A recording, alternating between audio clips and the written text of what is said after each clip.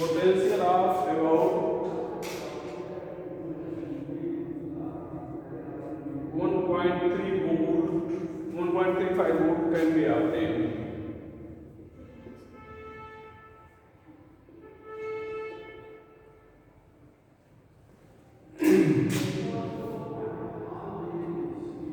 This cell can be recharged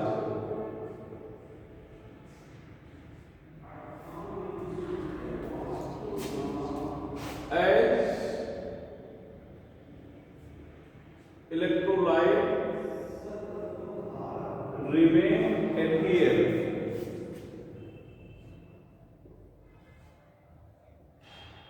from electrode, remain adhere from electrode, electrolyte remain adhere from electrode. ठीक है? This is compact cell.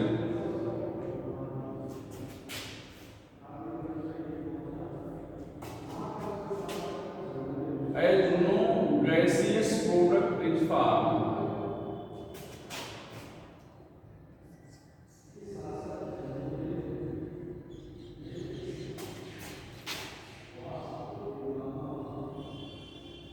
Hence can be easily handled.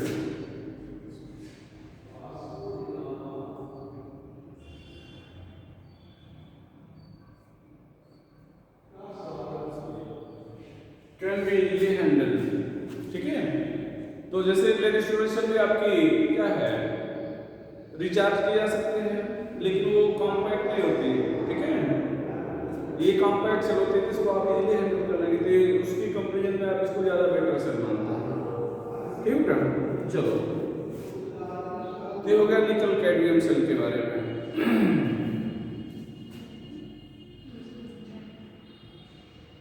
आगे चलो, इन जगह पर आप 3 board पढ़ाते हैं. स्मार्ट बोर्ड आप पढ़े खिसकाने वाला है इसको.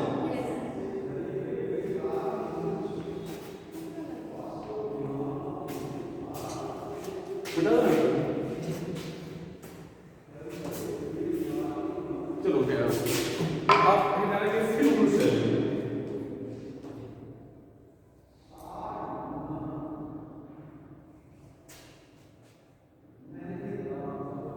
Direct source of energy. अगर आपसे कहा जाए किस सेल को डायरेक्ट सोर्स ऑफ एनर्जी कहते हैं, that is fuel cell. Most common fuel cell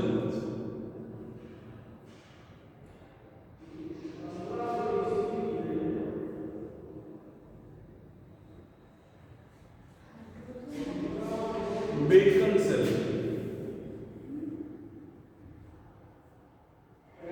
most common fuel cell Bacon cell और H2O2 सेल.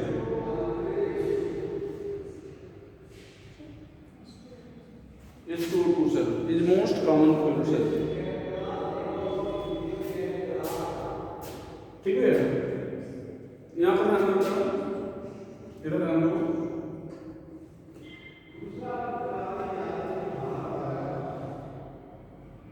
यहाँ पर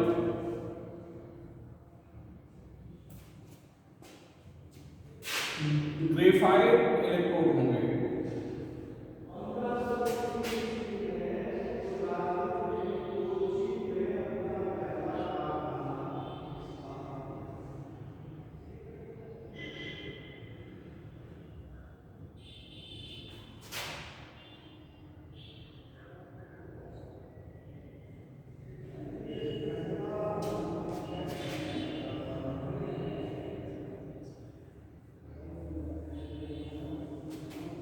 porous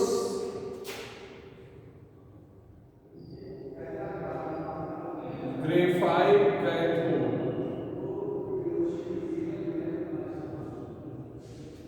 porous graphite electrode,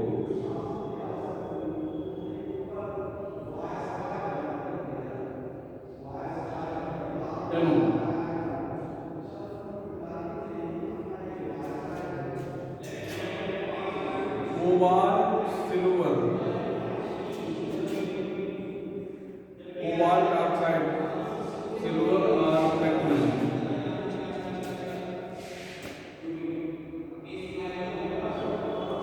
as catalyst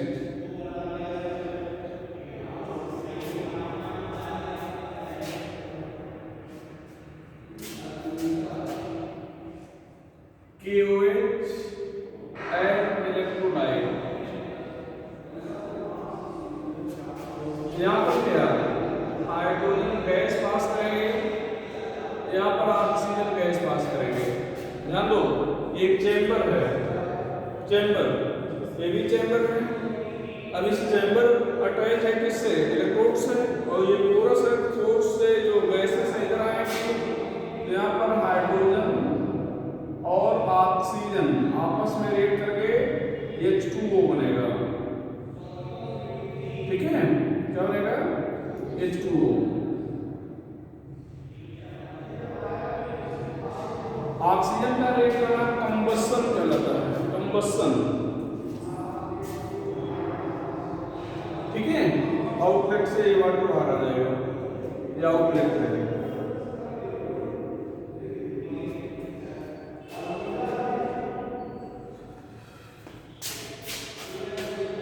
यहाँ पर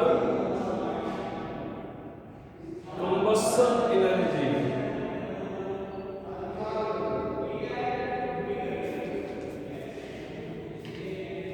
convert into electrical energy. Combustion energy convert into electrical energy. तब ध्यान दो, जब तक आप गैस पास कर रहे हैं, कंबसन चल रहा है, एनर्जी मिल रही है। सप्लाई कट, कंबसन खत्म, एनर्जी खत्म। ठीक है, इलेक्ट्रोड से अटैच तो है, इलेक्ट्रोड, हाँ, इलेक्ट्रोड जैसे इलेक्ट्रोड में मतलब चला जाएगा तो दोनों जॉइंट कब ना जॉइंट, एक साइड में ये दोनों इलेक्ट्रोड से एक चैम्बर में लोग अटैच है।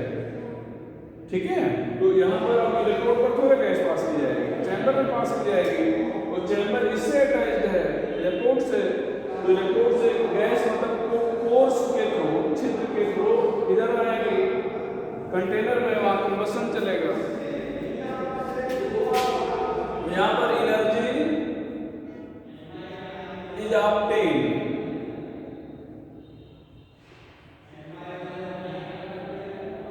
till gas is supplied, hence known as direct source of energy, hence known as direct source of energy.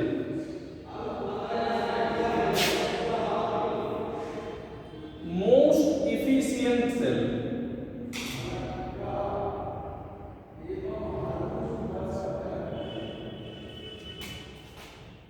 Efficiency हो जाएगी 60 to 70%।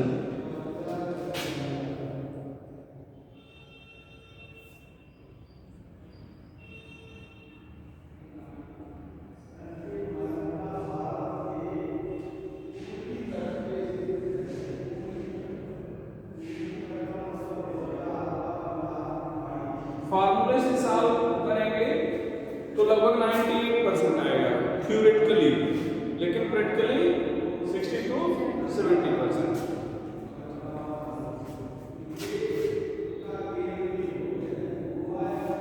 इधर बता दे कुछ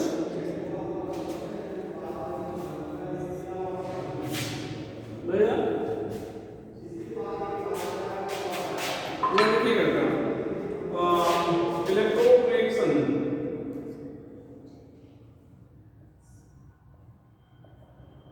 इलेक्ट्रोड रिएक्शन में क्या लिखा पड़ेगा?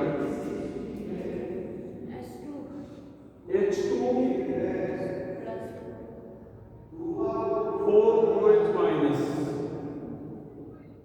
4H, हाँ, H2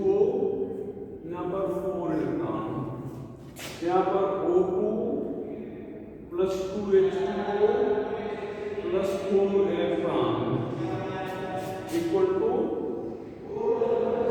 4 OH माइनस। ठीक है, ये एनोड रिएक्शन है या कैथोड रिएक्शन। कुछ कैंसिल होगा, 4 electron cancel, 4 OH cancel, 2H2O cancel, बचा क्या 2H2 प्लस O2 2H2। ये हो गया सेल रिएक्शन। क्या हो गया, सेल रिएक्शन।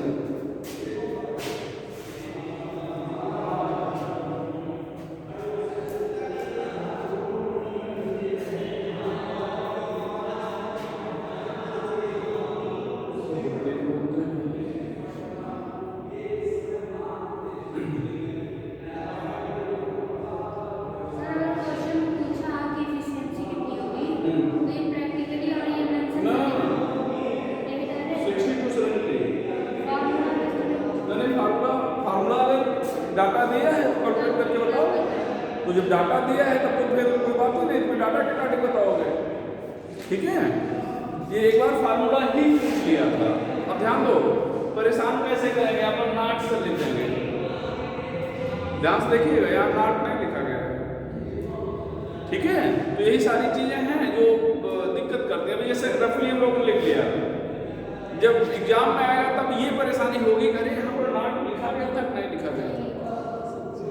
ऑप्शन में दोनों मिलेंगे, आपको एग्जैक्टली फार्मूला याद है। आप ये जान रहे हो कि eta efficiency equal to delta G upon delta H है। परेशानी यहाँ पे होगी कि आप नाप लिखा गया है या नहीं लिखा गया है। तो दो ऑप्शन मिलेंगे, दोनों में तुक्का लगाना होगा। तो वो इन पॉइंट्स को क्लियर, जहां पर वेरिएशन हो सकता है उन पॉइंट्स को ध्यान रखना होगा। ठीक है यार, मिटा दें। अच्छा, यहां पर being most efficient,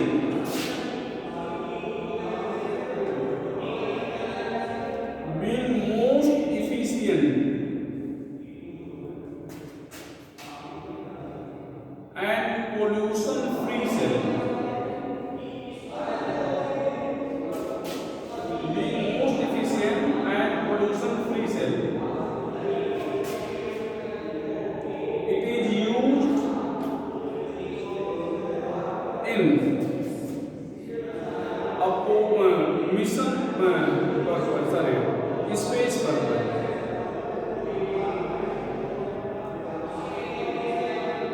like in Apollo moon mission,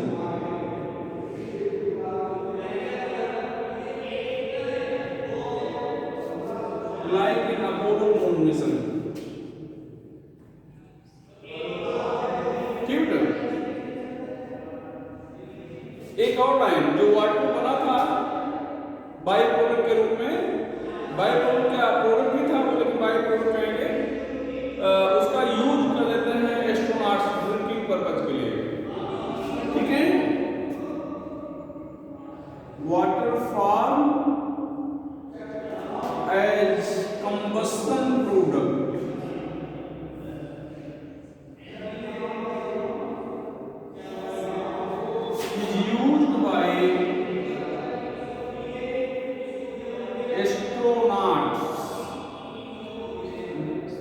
for drinking purpose।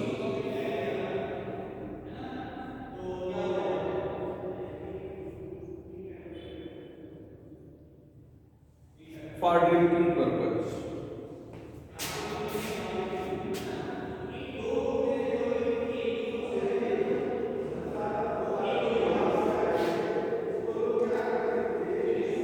water form as byproduct, as combustion product is used by astronauts, used by astronauts for drinking purpose।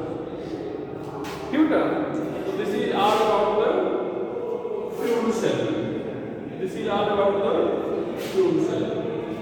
आज हम लोग एक और टॉपिक बच रहा है, that is pollution।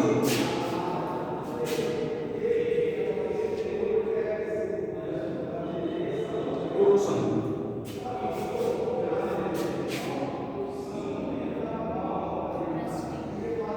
Rusting. Slow deterioration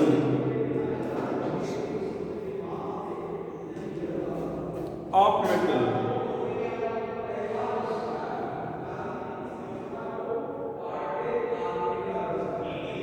In presence of moisture and impurity.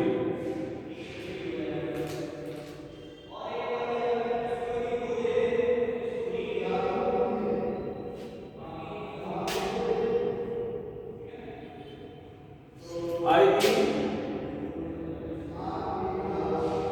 conversion of metal into its oxide. डिटोरियोरेशन को क्षरण बोलेंगे हिंदी में। डिटोरियोरेशन क्या बोलेंगे हिंदी में? क्षरण। या सीधे कह सकते हो conversion of metal into its oxide in presence of वही भैया मॉइस्चर, इम्प्योरिटी और एयर भी कर लो एंड एयर। जो इंपॉर्टेंट चीज है यहां पर this is electrochemical process. Electrochemical process इसको ध्यान रखना है।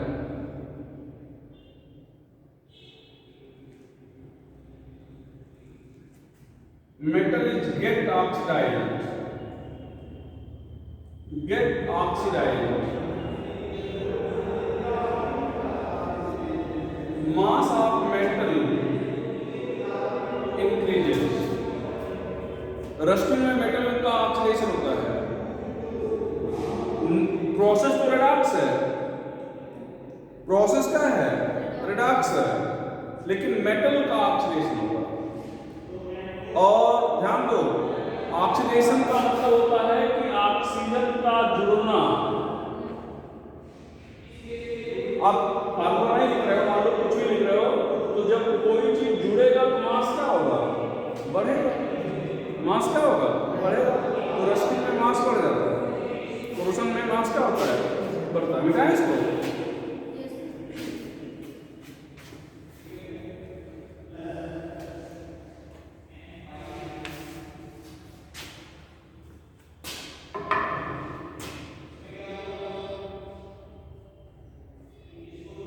Following process increases corrosion. Following factor कहते हैं corrosion है factor। ज्यादा क्या होगा? factor। पहला देगा presence of moisture and impurity. Presence of moisture and impurity. Reactivity of metal. दो मेटल ले लो, एक रिएक्टिव है एक नॉन रिएक्टिव है। जो रिएक्टिव है वो आसानी से रस्टिंग होगी, जो नॉन रिएक्टिव है उसमें scratch and strain in metal. अगर मेटल में स्क्रैच आ गया है या स्ट्रेन आ गई है, स्क्रैच और strain in metal.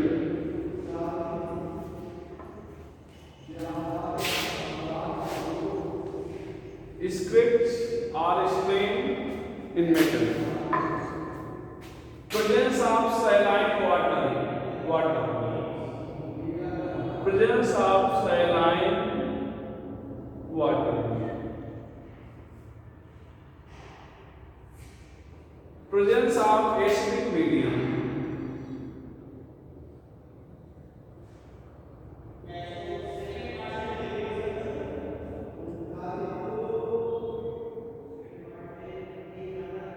Presence of gases like O2, CO2, SO2, note करके no rusting matter in vacuum.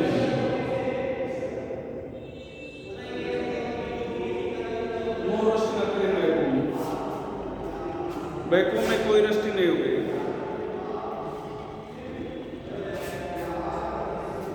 No rusting matter in vacuum. ऊपर क्या है?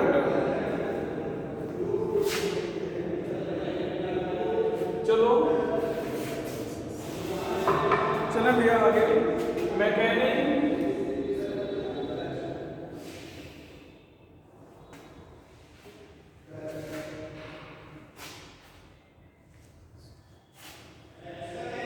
यहां पर ध्यान दो, ये मेटल सरफेस है। यहां पर moisture, impurity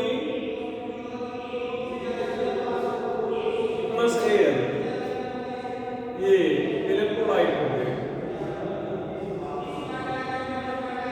pure surface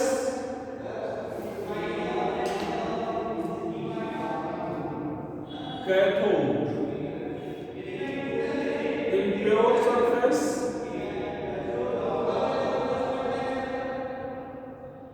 anode. Impure surface क्या होगा? एनोड। जहाँ पे मॉइस्चर या इम्प्योरिटी प्रेजेंट हाँ वो इम्प्योर रहेगा तो एनोड क्रैक करेगा, और जहाँ नहीं रहेगा वो कैथोड। ठीक है। इलेक्ट्रोड रिएक्शन, इलेक्ट्रोड रिएक्शन यहाँ पर देखो, जैसे आपने आयरन का एग्जांपल लिया है, तो iron double plus plus 2 electron minus, ये एनोड हो जाएगा भैया। यहाँ पर H2O मॉइस्चर है, गैस में से CO2 गैस मान लो आ गया। यहाँ पर क्या हो गया? H2CO3 carbonic acid. यहाँ पर ध्यान रखना, H2CO3 टूट गया किसमें? H प्लस और HCO3 माइनस में। अब H प्लस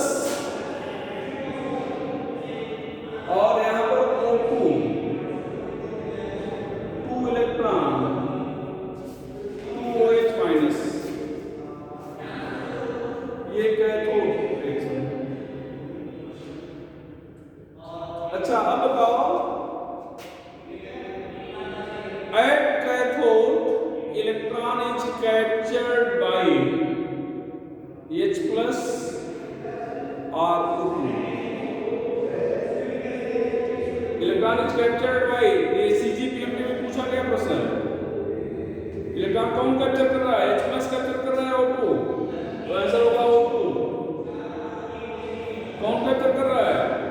OH माइनस में ऑक्सीडेशन नंबर निकालेंगे तो ऑक्सीजन का नेगेटिव आएगा, H तो यहाँ पर प्लस बार में ही रहेगा, तो कौन कैप्चर किया है? O2। पूरा रिएक्शन याद है, लेकिन निश्चित रूप से 95% बच्चे यहाँ पर H प्लस लगाएंगे, क्योंकि A प्लस A माइनस तो निश्चित रूप से प्लस, जबकि इलेक्ट्रोनेगेटिव आइटम हाँ ऑक्सीजन है। हाँ, तो ऑक्सीजन नेगेटिव आइटम है, ये इलेक्ट्रॉन कैप्चर कर रहा है। छत्तीसगढ़ के में पूछा गया प्रश्न ये, ठीक है, पहले होता था। अब यहाँ पर जानते हैं, अब ये जो Fe डबल प्लस है, याद ना, Fe डबल प्लस और ये 2OH माइनस कंबाइन करके FeOH होल ट्वाइस बना लिया, इंटरमीडिएट कंपाउंड, इंटरमीडिएट कंपाउंड बना लिया। अब ये FeOH होल ट्वाइस भैया, ये ऑक्सीजन मतलब एयर से मिल जाएगा, ऑक्सीजन सरफेस पर रहेगा, ऑक्सीजन मिल ही जाएगा, और यहाँ पर कुछ मॉइस्चर, तो यहाँ पर बन जाएगा Fe2O3 XH2O, this is rust. Formula आप रस्ट याद रखिएगा, इसको आप हाइड्रेटेड फेरिक ऑक्साइड कहेंगे, हाइड्रेटेड फेरिक साइड।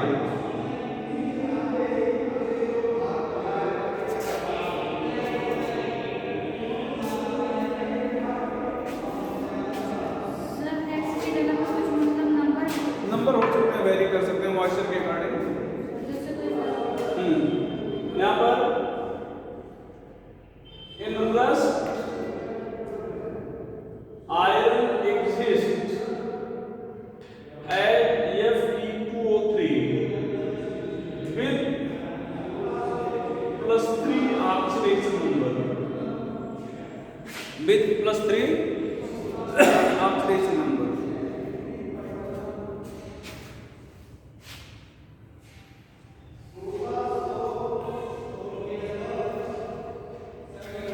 ये रेस्टिंग था बेटा। प्रोटेक्शन,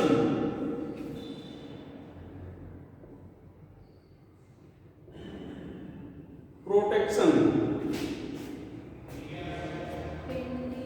पहला by barrier protection,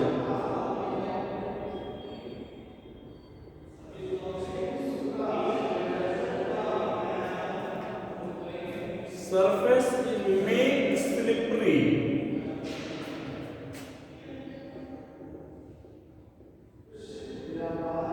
by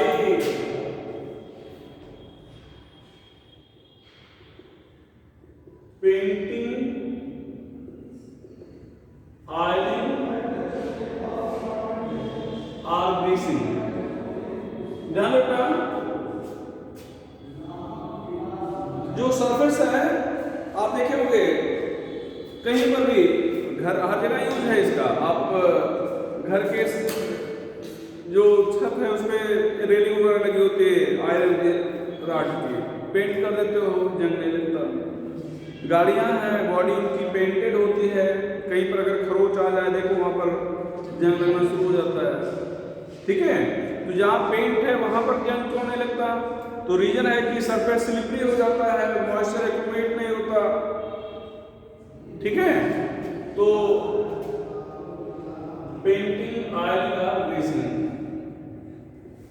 as no moisture is accumulated, no moisture is accumulated। दूसरा बेटा बाय सैक्रिफिशियल प्रोटेक्शन।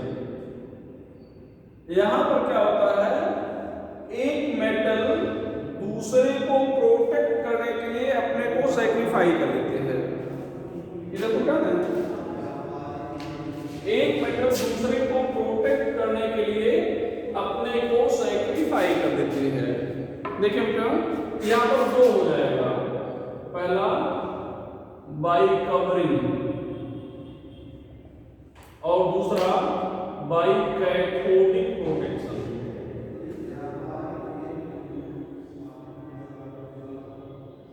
सैक्रिफाइस भी दो तरीके से करेंगे। कैसे आप यूज करेंगे इसको सैक्रिफाई करने के लिए? एक तो कवरिंग के रूप में करेंगे, कवर के रूप में मिटा रहे हैं इसको। यहां पर पहला बाय कवरिंग, यहां पर ध्यान समझना है आपको। जैसे मान लो जो सबसे ज्यादा एग्जाम्पल कॉमन मिलता है हम लोगों को, वो आयरन का मिलता है।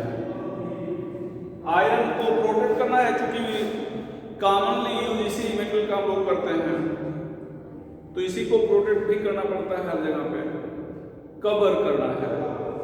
देखिए भैया अब यहाँ पर कवर जो किए हैं, आप टिन की कवरिंग अगर कर रहे हैं या जिंक की कवरिंग कर रहे हैं, तो टिन की कवरिंग कर रहे हैं जिसको टिनिंग बोलेंगे। Covering of tin, making covering of tin is known as tinning. और जिंक की कवरिंग है तो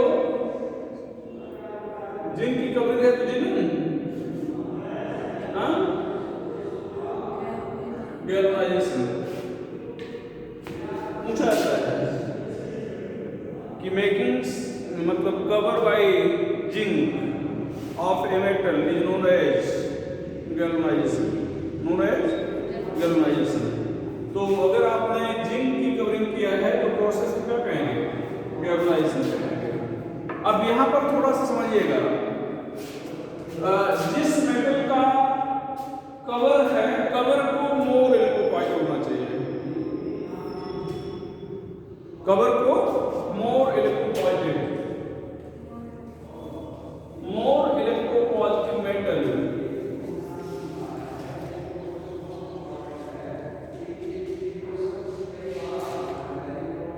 should be used in form of cover.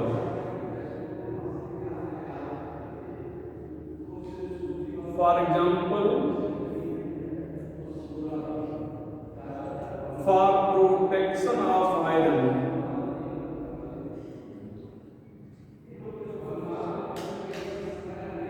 covering of zinc,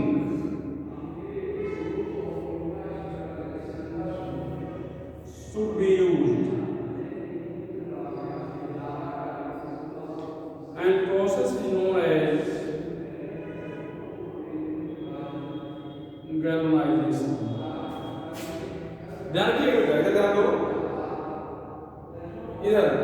अगर मान लो यहाँ पर आपने ये आयरन को प्रोटेक्ट करना है, आपके पास टिन की कवर है, आपके पास जिंक की कवर है, लेस इलेक्ट्रोपॉजिटिव ले लिया है, जैसे आपने टिन ले लिया है, तो यहाँ पर और किसी भी कंडीशन में अगर ये सरफेस टूट गया, तो सरफेस टूट गया तो यहाँ पर मॉइस्चर कलेक्ट होगा, इम्प्योरिटी कलेक्ट होगी, एयर नहीं है। अब ये इलेक्ट्रोलाइट की तरह एक्ट करेगा। किस तरह से एक्ट करेगा? और ध्यान रखिएगा, इलेक्ट्रोलाइट कंपल्सरी है, बिना इलेक्ट्रोलाइट के रिएक्शन नहीं होगा। इलेक्ट्रोलाइट मिल गया, अब इस इलेक्ट्रोलाइट के कांटेक्ट में दो मेटल हैं, एक तो आयरन है और दूसरा कवर है। अब कवर अगर लेस इलेक्ट्रोपॉजिटिव मेटल था, तो जो ज्यादा इलेक्ट्रोपॉजिटिव है इलेक्ट्रॉन देगा। तो अगर कवर टिन की थी तो ये लेस इलेक्ट्रोपॉजिटिव मेटल है, इसका मतलब ये तो इलेक्ट्रॉन लेगी और यहाँ पर आयरन इलेक्ट्रॉन देना शुरू करेगा, मतलब ऑक्सीडेशन शुरू हो जाएगा। और ऑक्सीडेशन ही तो है रस्टिंग, इसका मतलब रस्टिंग शुरू हो गई। और तेजी से, क्योंकि अब तो मेटल लेने वाला, मतलब इलेक्ट्रॉन लेने वाला भी तुरंत पास में है, ढूंढना भी नहीं है, तो रस्टिंग अगर ध्यान रखें पूरा सरफेस ओपन है तो शायद रस्टिंग स्लो हो, लेकिन पूरा सरफेस कवर है और कहीं पर टूट गया है तो रस्टिंग काफी तेजी से होगी। कब? जब प्रोटेक्शन लेस इलेक्ट्रोपॉजिटिव मेटल के द्वारा किया गया है। ठीक है? अच्छा, मान लो अब इसी प्रोसेस को ऐसे ले लो कि आपने जिंक की कवरिंग किया है, फिर सरफेस टूट गया, फिर मॉइस्चर इम्प्योरिटी सब कलेक्ट होकर इलेक्ट्रोलाइट बना लिया। अब फिर वही सारी कहानी, लेकिन आयरन अब लेस इलेक्ट्रोपॉजिटिव मेटल है, तो इलेक्ट्रॉन आयरन नहीं देगा, आयरन इलेक्ट्रॉन जिंक देगा, तो ऑक्सीडेशन जिंक का होगा, मतलब रस्टिंग जिंक की होगी, आयरन अभी भी प्रोटेक्टेड है। तो अगर आपने मोर इलेक्ट्रोपॉजिटिव मेटल की कवर यूज किया है, तो अगर सरफेस ब्रेक भी कर गया है तो क्या होगा? सरफेस ब्रेक भी कर गया है तो रस्टिंग क्या होगी? नहीं होगी। ठीक है? तो ये चीज लिखाना पड़ेगा, बस समझ रहे हैं। बिठा दो बेटा।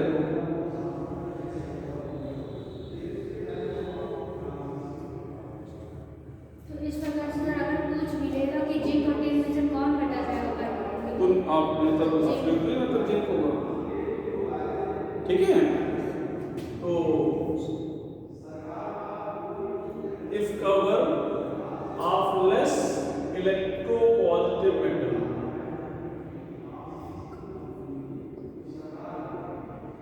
is used, then rusting occur more fastly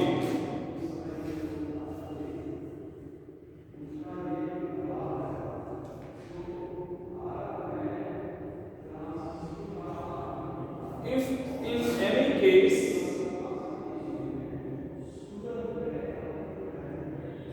surface is broken. Rusting occur more fastly if in any case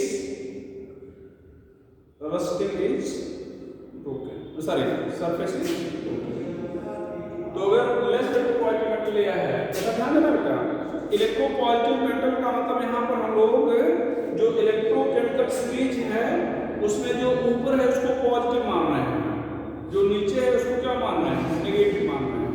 या आप कह लो कि लेस इलेक्ट्रोपॉजिटिव की जगह पे मोर रिडक्शन पोटेंशियल है। रिडक्शन पोटेंशियल अगर ज्यादा है तो उसको लोग क्या कहेंगे, लेस इलेक्ट्रोपॉजिटिव कहेंगे। मतलब रिडक्शन पोटेंशियल, अगर रिडक्शन पोटेंशियल के टर्म में पूछ ले कि जो हम लोग कवर मतलब मेटल यूज कर रहे हैं कवर के रूप में, उसका रिडक्शन पोटेंशियल क्या होना चाहिए, तो रिडक्शन पोटेंशियल क्या होना चाहिए, ज्यादा होना चाहिए, सॉरी कम होना चाहिए, मतलब वो सीरीज में ऊपर होना चाहिए।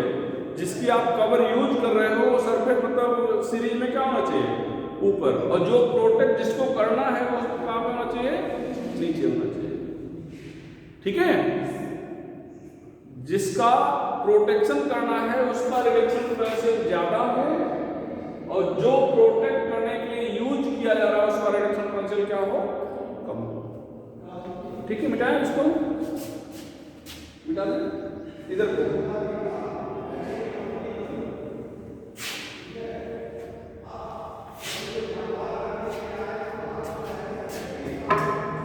Scaffolding protection,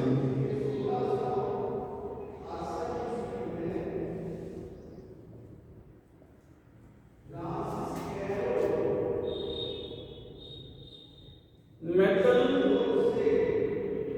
which has to be protected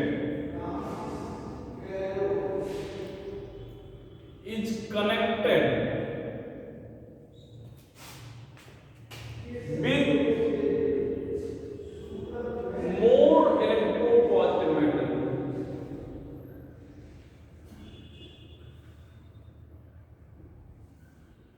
By wire, जिस मेटल का प्रोटेक्शन करना है उसको वायर के द्वारा ज्यादा इलेक्ट्रोपॉजिटिव मेटल से कनेक्ट कर देते हैं। This is iron, this is zinc.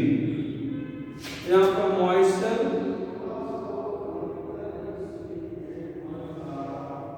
Impurity, moisture, impurity और क्या हो गया प्लस एयर, ये क्या हो गया इलेक्ट्रोलाइट, और वही सेम चीज यहाँ पे आ गया। अब ध्यान दो, जिंक की पॉजिटिविटी ज्यादा है, यहाँ पर भी इलेक्ट्रोलाइट है, यहाँ पर भी इलेक्ट्रोलाइट है, तो ये जिंक क्या करेगा, जिंक डबल प्लस के रूप में ऑक्सीडाइज होने लगेगा। ये अपना इलेक्ट्रॉन दिया, इलेक्ट्रॉन इधर आया आयरन के पास, अब आयरन का ऑक्सीडेशन होगा नहीं तो रस्टिंग नहीं होगी, रस्टिंग। इस मेथड से जो वाटर पाइप्स हैं इनसाइड अर्थ, पेट्रोल टंकी, शिप्स जो समुद्रों में होती है, वहां तो सैलाइन वाटर भरपूर होता है, ठीक है, इन सब का प्रोटेक्शन करना है। बाय दिस मेथड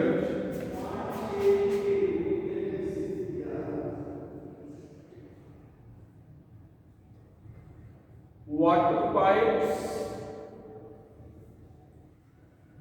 और पेट्रोल टंकी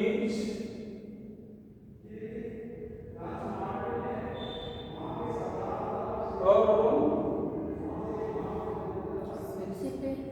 शिप्स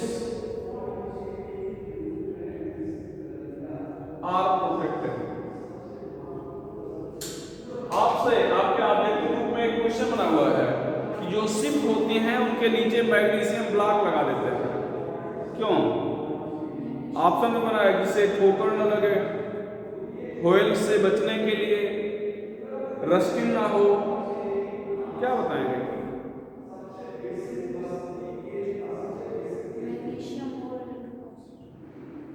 क्या बताएंगे?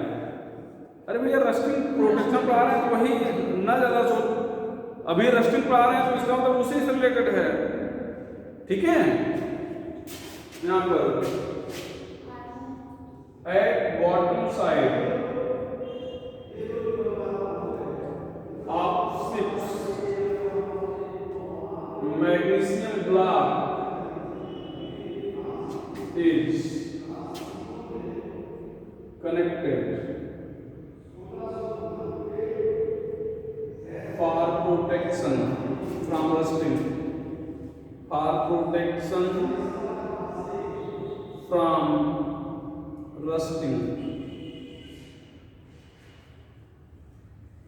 ठीक है यार, तो रस्टिंग से बचने के लिए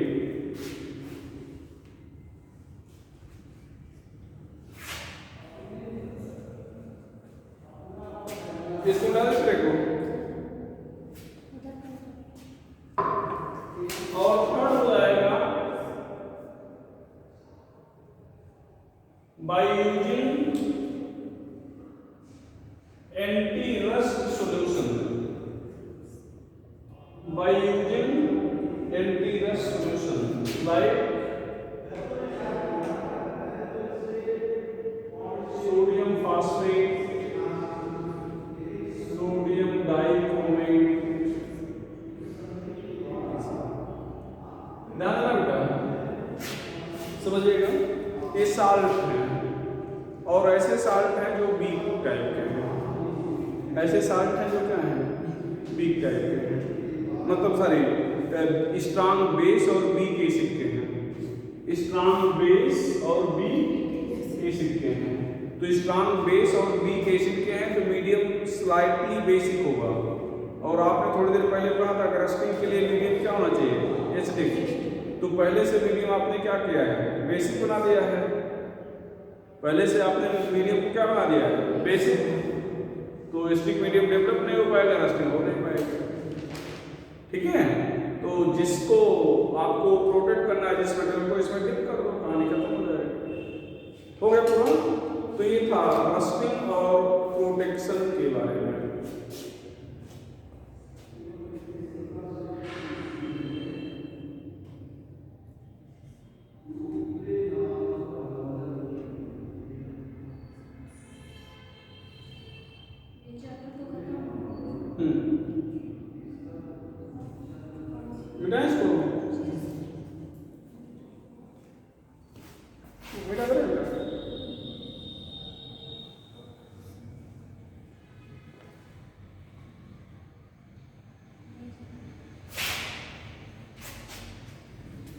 थोड़ा सा ट्रांसपोर्ट नंबर पूछा जाता है, transport number.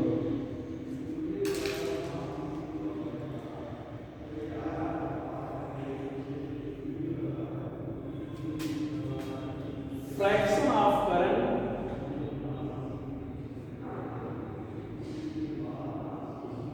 Carry by individual, fraction of current carry by individual है।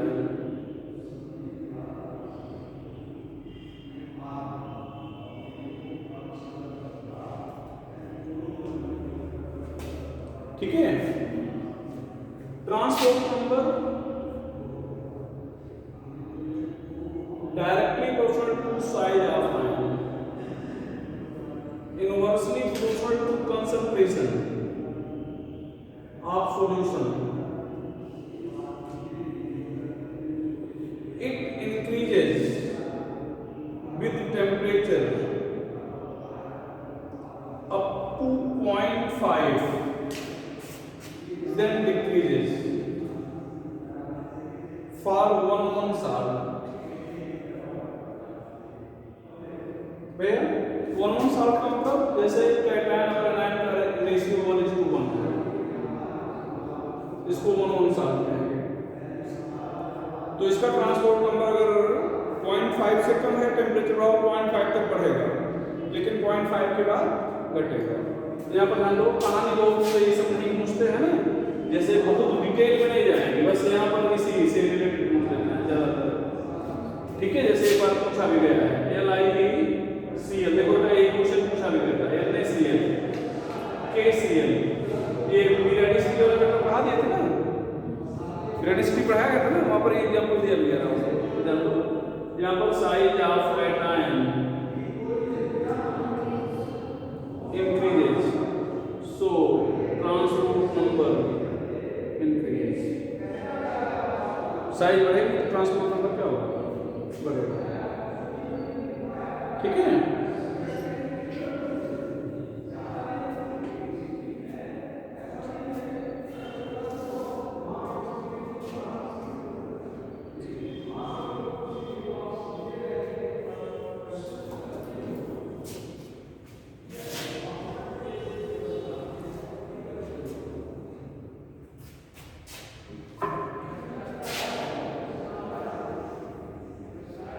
Absolute ionic mobility.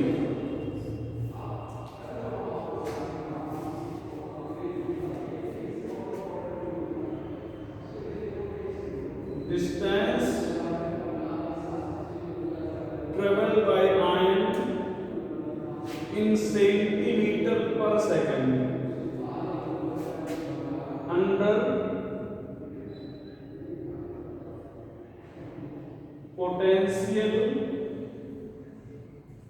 gradient